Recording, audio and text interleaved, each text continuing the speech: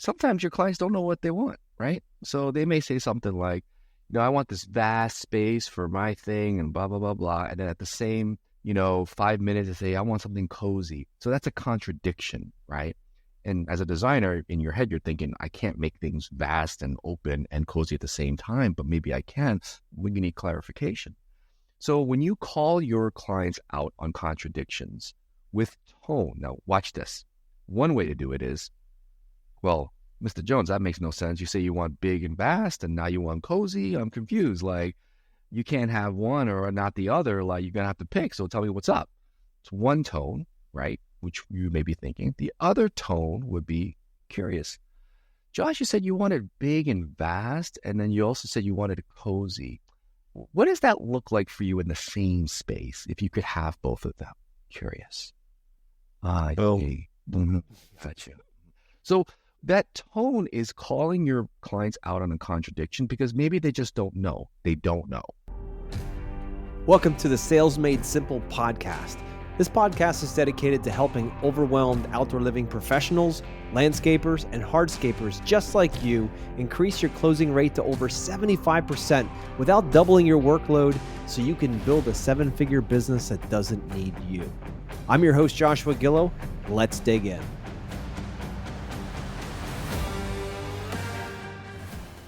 Hey, everybody. Welcome back to the show. Dan Bai's back with us this week, and we're going to unpack the number one communication technique that can land you a ton more new sales and increase your customer buy-in. So, Dan, welcome back. Thanks for having me. These are fun, man.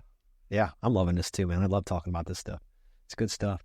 So today, what we're going to dig deep into. Last week, we jumped into this whole idea of how talking too much as a salesperson is killing your closing rate because you're neglecting your client's needs. So if you haven't heard that podcast, go back. We talk about a lot of stuff about talking less and selling more, all of that. So if you haven't heard it, go back and take a listen. But this week, we're going to focus on tonality. This sounds like one of those goofy, whimsical unicorn things that you're like, yeah, tonality, what the hell? Like, I don't have time to learn about that stuff. But I have to tell you, listeners, there is gold in understanding and being aware of the tonalities that you're using when you're working with clients. And Dan, I've never met anybody better at it than Dan. And he understands how to open clients up faster and not manipulative or anything like that, but honest curiosity so that the client can truly share what's on their heart so we can take them to the result faster, more efficiently, and more perfectly, if you will. So, yeah. Dan, I'd love for you to jump into here, talk us a bit about tonality, what it is, and why we should care. Okay. Well, before we get into the nuts and bolts on tonality, I do want to speak to the people in the back of the room who are probably thinking, that's not authentic. I should just use the tone that I normally speak in all the time. I don't want to be someone I'm not. And I'm sharing this because this was my biggest hang up about tone. I always felt like, I'm not an actor. If I wanted to be an actor, I would have been an actor, I don't want to pretend to be someone I'm not. If I'm not that particular tone, I don't want to do it. And so I had a lot of hang-ups with that in the beginning, and I just wanted to share that with everyone in the room that was listening who may be struggling with the same thing. And to that, I want to say this. We play roles. We have roles in our life that are different for each particular portion of our existence. For example, I am a son, right? I am a father. I am a husband. I am a doctor. I am a consumer. I am a coach. I have many different roles in my life, and I think everyone that's listening plays at least more than one role.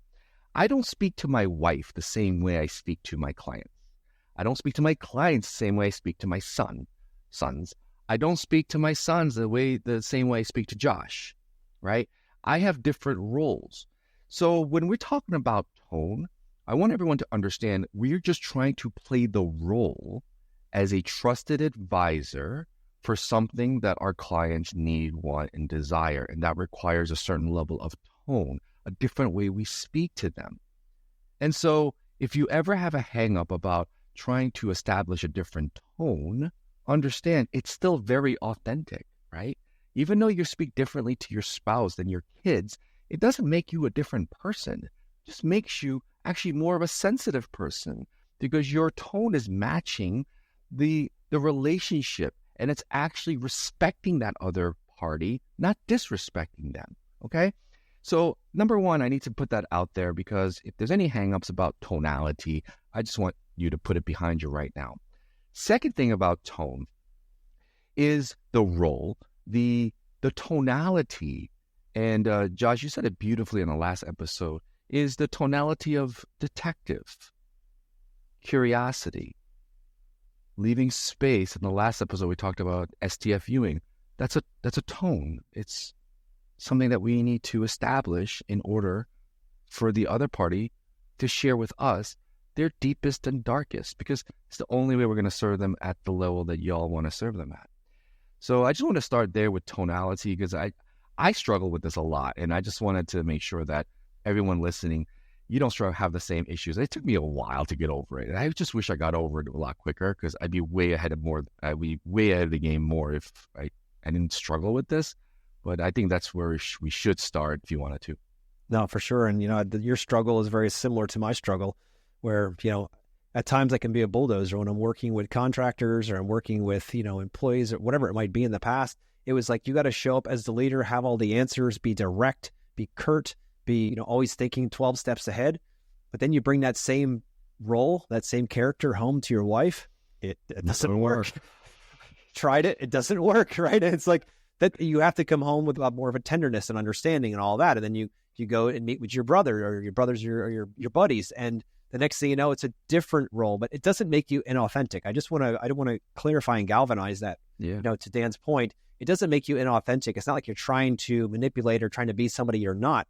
You just understand because you're aware of the environment, aware of how you're going to be best, how you can best guide is by understanding where that client is. You don't want to come into a room where the client's very quiet and timid and be pounding on tables and jumping around and pounding your chest. Like that would be an extreme example of how you are not aware of the tonality of your environment. If you want to meet people and you want to help serve them, you're going to have to meet them where they are, not where you want them to think you are or how you always are. Like you've got to take a little bit of slice of humble pie and realize you've got to read the room. You got to understand what that means. And if you're going to be successful in sales and serving people, you're going to need to get really, really good at that.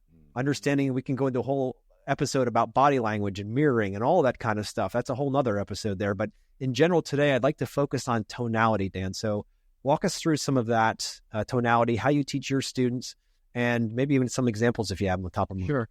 The role, obviously, you got to read the room, but I think as a general rule of thumb across all industries in terms of at least the initial interaction, any sales interaction, and the best I've seen in any industry is what used to be called consultative sales, consult, okay? Now it's probably more evolved into curiosity sales, clarification sales, probing sales. So what that sounds like is, and I think Josh, you brought up the analogy last time, like what does a doctor look like when he's trying to diagnose a problem? You know what I'm saying?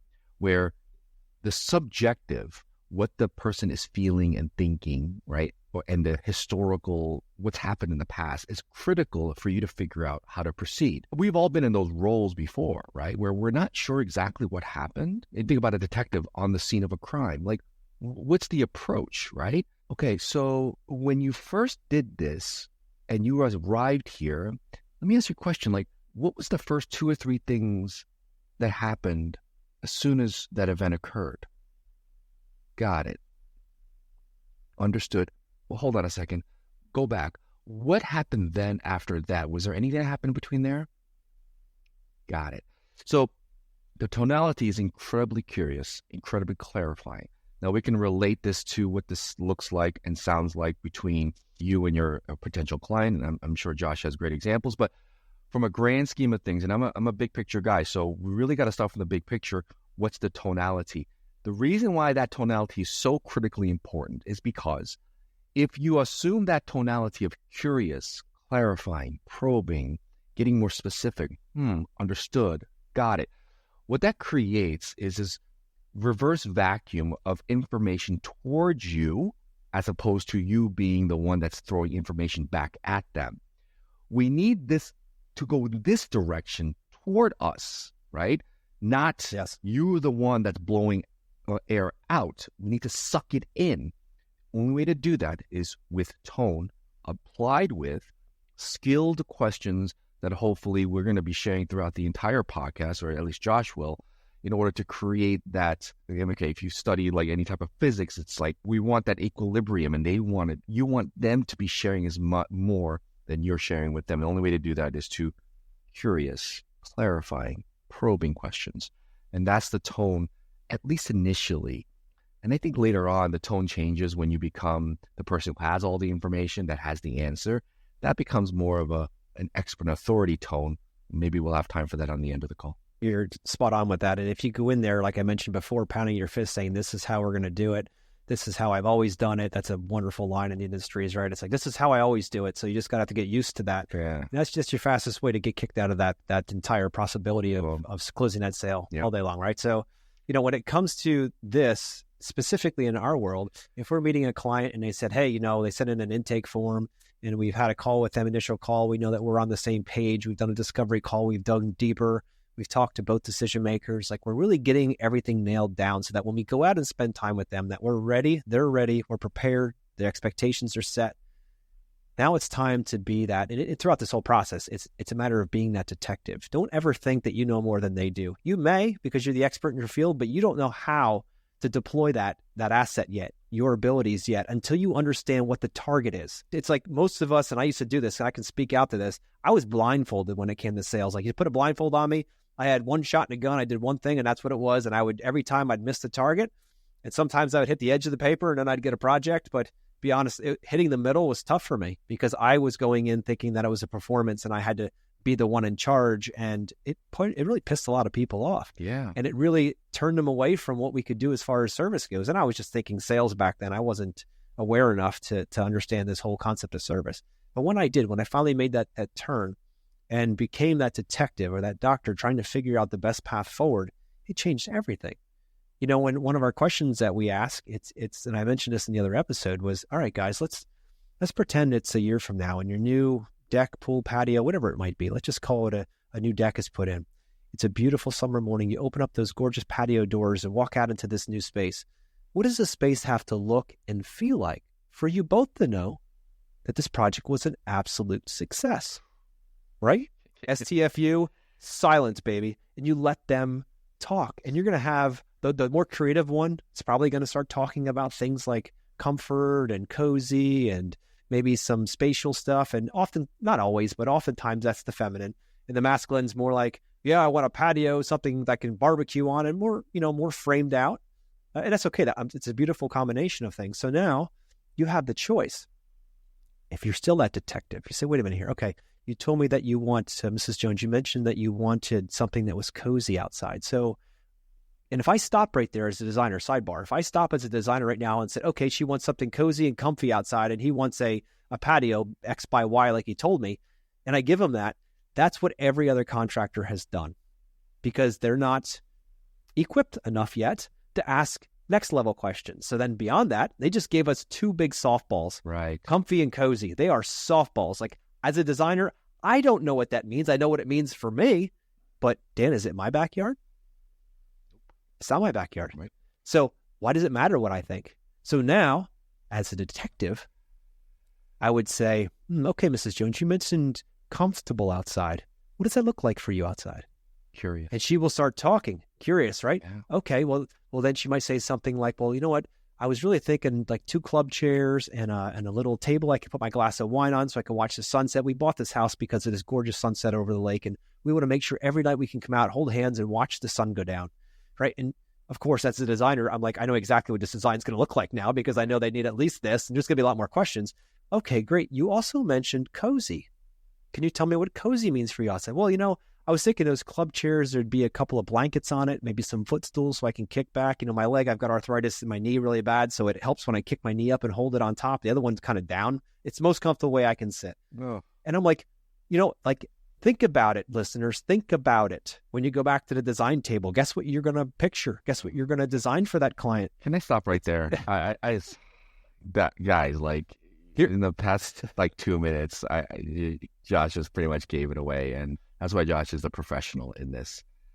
And I'm listening to this from the perspective of a customer, right? And if someone asked me that, and oh my God, so good. What does cozy look like for you? That's called a clarifying question with curiosity. What does cozy look like for you? Now, Josh probably already knows what cozy looks like, right? But he's asking me what cozy looks like for me. Yeah, I want a club chair with a blanket, with a footstool. Holy crapola. Do you guys all understand just that mere question? Now, Josh's going to go back. Oh, I have arthritis in my knees. Are you kidding me? If you get a client to share with you things like that, people, game over. This is what sales is about. We talked about this before, and I have to stop you right here. The sales is part of the service. Your client just shared with you their deepest and darkest in terms of what cozy looks like. I want to look at the sunset. I want to share a memory with my spouse with my feet up from my bum knee. Oh, are you kidding me? Now, fast forward. Wouldn't it be great during the presentation phase of this, when you're presenting your design, right? A part of that is even just a little element about the bum knee. You know, Sally, I know you have arthritis in your knees. I hope you're getting treated for that. I wish you the best. But just in case, what I've done in this design is to make sure you don't have any awkward step downs, okay? So that, you're probably not going to fall, but it's just going to decrease the likelihood of you just stepping off a curb wrong, because sometimes an awkward step can actually do, I don't know. I'm not a designer, guys. I don't really know. But that's what I would love to bring to the presentation phase. Why? Mm-hmm. Because you had the tone of, sure. I'm just curious, like, what does cozy look like for you? Oh, you shut it down right now. I mean, this is for free? Seriously? I can't believe this. I mean, this is what we're talking about, folks. And this is the stuff that just catapults you from, every other knucklehead out there who thinks they know how to sell. People who are hanging out here on these podcasts learning how to do it the right way. Good stuff, Josh. Man, that's so good. Thank you, sir. Thank you. And it's so powerful to know what's driving them. And to your exact point, if she had mentioned she has arthritis in her knee and she has a hard time with steps, do you think that we're going to design her a patio with 37 steps out of the back door down to the patio? Yeah. Just because that's the only thing in our repertoire, we only solve problems with paving stones and in blocks? Like, no, that's not the answer. The answer is simple. If you want to serve Mrs. Jones in this scenario, you're going to need to come up with something that we like to call a seamless transition. How do you get from the first floor of the house out to that space with no steps, so that bum knee doesn't inhibit her for using the space? It's when we miss those points, when we think about how's the customer perspective of prospect. You taught me that. How does this customer, how do they use it? Let's future pace this. Let's understand what this space has to look, feel like for them to use it, to be comfortable, to use it every day. What is that? And for everybody, it's different. And we need to take our time, not be chasing 10 out of 10 leads, but our goal is to get it down to 3, 4, or 5 that are solid, so we can spend the time to ask these questions, that we don't feel rushed that we've got 9 other people to talk to today, so everybody gets 15 minutes of my time. You're never going to get to this depth with that. The clients are going to feel rushed. Your tonality is going to be of go fast, maybe I can get enough, and maybe 3 of those 10 on average are going to close, so I'm okay with that. Imagine a world, Dan, my ultimate objective with Yes Express is for the outdoor living landscape and hardscape world to see a 75+% closing rate as a standard. As a standard. Yep. And to see guys that are closing 90, 95% or 100% of their work. That is my goal. That is the mission that God's put in my heart. And that's why I do this podcast, is to share stuff like this with people today, like we're talking about. Because each one of these little tools or thoughts or understandings has propelled us in our own outdoor living practice to be able to hit that 90 to 100% close rate. And if we can do it, everyone else can do it too. It's just a matter of learning these lessons and not just watching what the guy down the street did or how your grandpap used to do it. That was a different world he lived in. Yeah. The world today, that our buyers are much more sophisticated. They have everything they need on a little glass box in their pocket. They're asking their people, who's the best? What's going on here? This is a world now, specifically post-COVID. It's a world where people are starting to rely on people more. Yes, social media, all that's out there, but if they're going to spend 6 figures, they're going to ask a neighbor, a friend, a family member, a coworker, hey, you just had a backyard done. How did they do? Well, this guy showed up and told me what I needed. He came, he was late, he overpriced. He was your typical contractor. Yeah. Dan, are you going to hire that guy? No way, man. No way. Hell no. No way. Hell no. So what you're going to do is when they say, hey, like, how was that experience for you? And you say, this guy sat down with us for like 30, 45 minutes and he just asked us these questions, and he didn't put on a performance. He just asked us, and after that, we felt like he understood us. And when he finally did this design, when she brought the design back and showed it to us, we felt like we were in the design. Yeah. We felt like that he/she listened really deeply, and it reflected all of our needs. Now, we probably won't do it all at once. Maybe we'll phase it over time, blah, blah, blah. Next thing you know, do you think, Dan, that price is your only decision-making parameter? No way. No way. No way. I'm sure you're going to get to pricing in the future, but we're talking about tone here. And your tone has to be dramatically different than the other guy. And that's the thing. Because all the other guys are just browbeating, they're presenting, they're authoritative, they're not listening. And if we can present initial relationship as curious, clarifying, probing, that level of share your clients share with you is the differentiating, unique selling proposition that you will have before you lay your first paper. You know what I'm saying? Before you even put pen to paper, that has to be established. But and you know what? The thing with tone also, it takes an incredible amount of patience is what it does. It takes patience. Yeah. I'm going to share another tone lesson with the audience, if I could. And that is, it has to do with clarifying, but it's also based off of your skill, appropriate to ask for clarification on contradictions. Because sometimes your clients don't know what they want, right? So they may say something like, I want this vast space for my thing and blah, blah, blah, blah. And then at the same, 5 minutes they say, I want something cozy. So that's a contradiction, right? And as a designer, in your head, you're thinking, I can't make things vast and open and cozy at the same time, but maybe I can when you need clarification. So when you call your clients out on contradictions with tone, now watch this. One way to do it is, well, Mr. Jones, that makes no sense. You say you want big and vast and now you want cozy. I'm confused. Like, you can't have one or not the other. Like, you're going to have to pick. So tell me what's up. It's one tone, right? Which you may be thinking. The other tone would be curious. Josh, you said you wanted big and vast, and then you also said you wanted cozy. What does that look like for you in the same space if you could have both of them? Curious. Okay. Got you. So that tone is calling your clients out on a contradiction because maybe they just don't know. They don't know, right? They don't know the logistics of the process, right? They shouldn't know the logistics of the process. So how do you call them out on a contradiction that may not be possible, right? So you can't, let's just say, I don't know the contradiction, but let's say you can't make a big space and a cozy space at the same time. Maybe you can, but I just say you can't. Now the clarifying question would be, I'm confused. What would that look like to have vast and cozy at the same time? Just, can you help me? What does that look like, right? Mm-hmm. And then they usually say, I don't know what I'm talking about, but I get what you're saying. Well, this is kind of what I'm looking for. Got it. Now that makes more sense. Understood. You want that. And wait a second. Cozy. I just want to get this down. Like, what does that look like for you specifically? If you're watching us on video, I'm actually pen to paper. I'm getting down exactly what they're saying.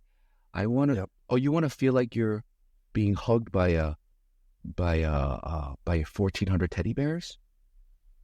Great. Write that shit down, guys. Okay, write it down, because on presentation day, you're going to reference being hugged by 14,000 teddy bears. Okay. So I just wanted to add that little tidbit about clarification questions, tonality, all incredibly important stuff. 100%. And you also brought up another great point that we're going to finish this episode out with. It's the idea of listening and capturing their exact word fragments. They are putting together words because they have a picture in their head they're trying to put in your head through words, and they're carefully selecting words, like you had mentioned, the 1,400 teddy bears, right? They have in their mind this picture. Maybe it's not teddy bears. Maybe that's just the feeling they're getting from it. But if you just say, oh, so you want something really comfortable, like maybe deep seating, right?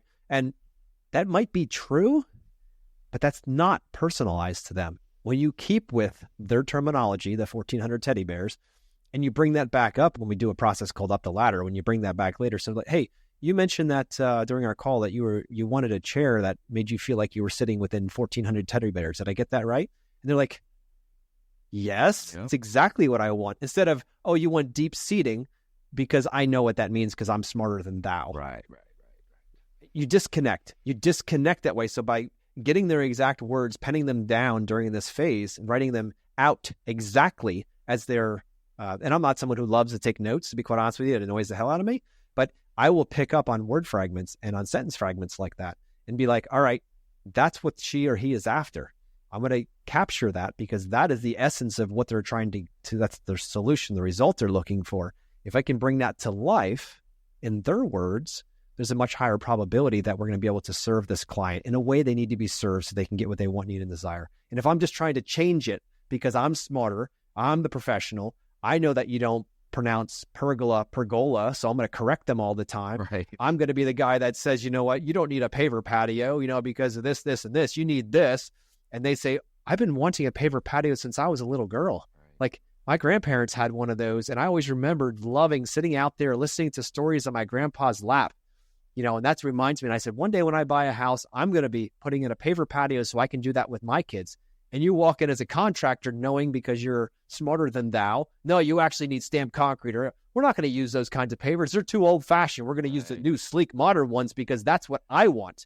Right. Not listening. Right. That's where it's lost. You wonder why you're 3 out of 10? That's where it's lost.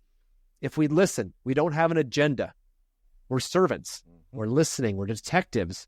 All of a sudden, where you think the conversation is going to go, it goes a completely different direction. And it's fascinating to me to watch that happen, to listen to that happen. I'm like, so you said comfortable and cozy outside. What does that mean for you, Mrs. Jones?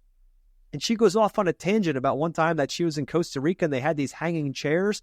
And those hanging chairs, she saw her husband for the first time on this trip in that chair. And she wants those chairs in her backyard. And if I would have asked the question, I might have just gave her a couple of chairs from Sam's Club in the design because I wouldn't have known the difference.